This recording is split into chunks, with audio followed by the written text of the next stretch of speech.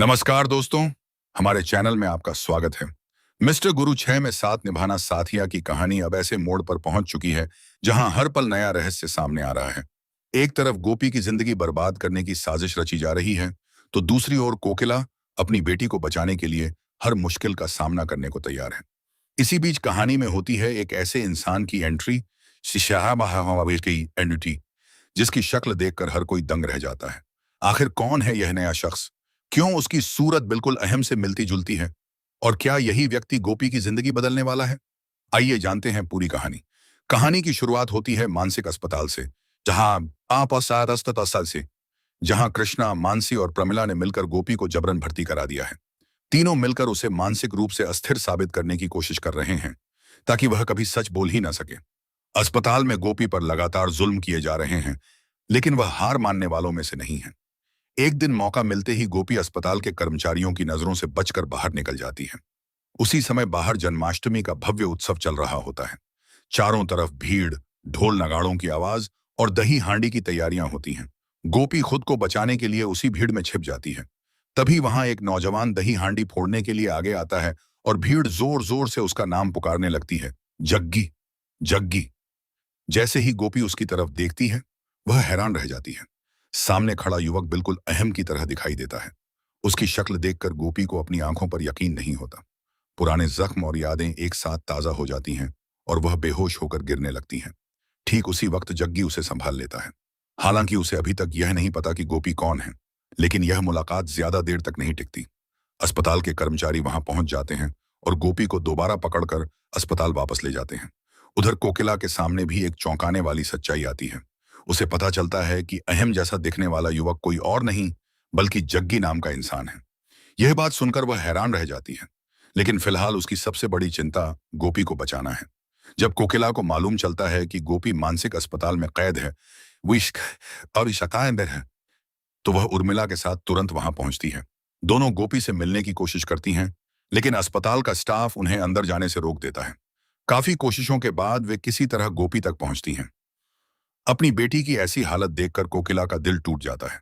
कोकिला और उर्मिला गोपी को wheel chair पर बैठाकर अस्पताल से बाहर ले जाने की कोशिश करती हैं, लेकिन तभी कृष्णा वहां पहुंच जाता है। वह दावा करता है कि गोपी की मानसिक हालत ठीक नहीं है और उसे कहीं नहीं ले जाया जा सकता।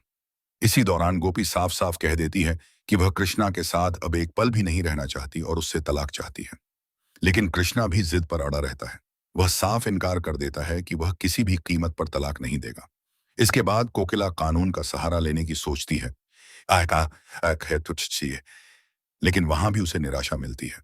उसे बताया जाता है कि जब तक गोपी को मानसिक रोगी घोषित किया गया है, तब तक उसकी कानूनी लड़ाई आसान नहीं होगी। दूसरी तरफ मानसी के दिल में बदले की आग अब भी जल रही है। वह चाहती है कि गोपी भी वही दर्द महसूस करे जो उसने कभी सहा था, लेकिन वह यह भूल चुकी है कि इस बार गोपी अकेली नहीं है। उसकी मां कोकिला उसके साथ मजबूती से खड़ी है। अब कहानी का सबसे दिलचस्प किरदार बनकर सामने आता है जग्गी। चेहरा बिल्कुल अहम जैसा, लेकिन स्वभाव पूरी तरह अलग। वह मस्ती करने वाला,